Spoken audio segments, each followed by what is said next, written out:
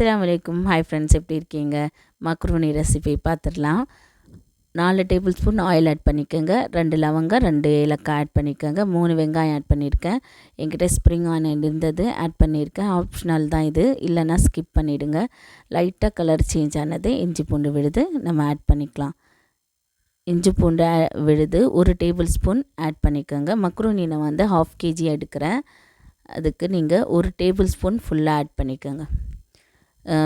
Chicken, beef, mutton எது வேணாலும் எடுத்துக்கலாம். நான் இன்றைக்கி பீஃப் கீமா தான் எடுத்திருக்கேன்.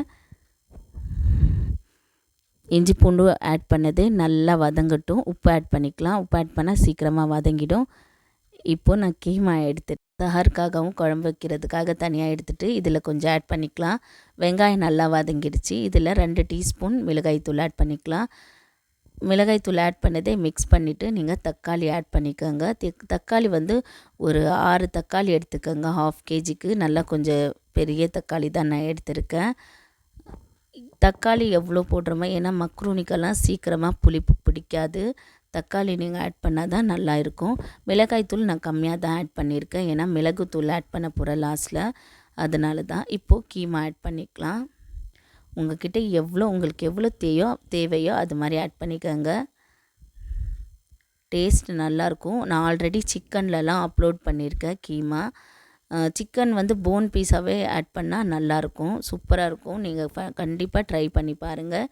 இதில் இப்போது ஒரு பச்சை மிளகா, கொஞ்சமாக கொத்தமல்லி, புதினா ஆட் பண்ணிக்கலாம். இதே டைமில் நீங்கள் கொஞ்சம் தயிரும் எலுமிச்சப்பழம்லாம் ஆட் பண்ணிக்கலாம். நல்லா டேஸ்ட்டாக இருக்கும். தக்காளி அதில் கம்மி பண்ணிக்கோங்க.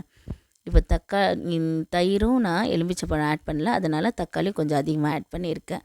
இதில் தண்ணி நல்லா மிக்ஸ் பண்ணிவிட்டு நம்ம குக்கரை மூடி போட்டு ஒரு 4 விசில், கீமா வேகிற வரைக்கும் விசில் வச்சு எடுத்துக்கலாம்.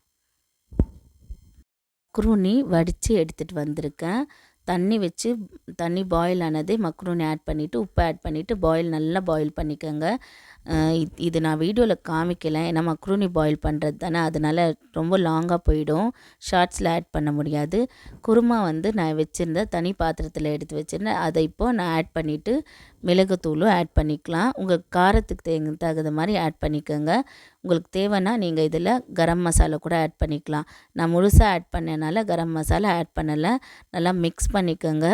நல்லா ஜூஸியாக இருக்கணும். ஒரு 2 நிமிஷம் நான் ஸ்டவ்வில் வைக்கிறேன், அவ்வளோதான். ஸ்டவ்வில் 2 நிமிஷம் தான், ரொம்ப நேரம் வச்சா இறுக்கிடும்.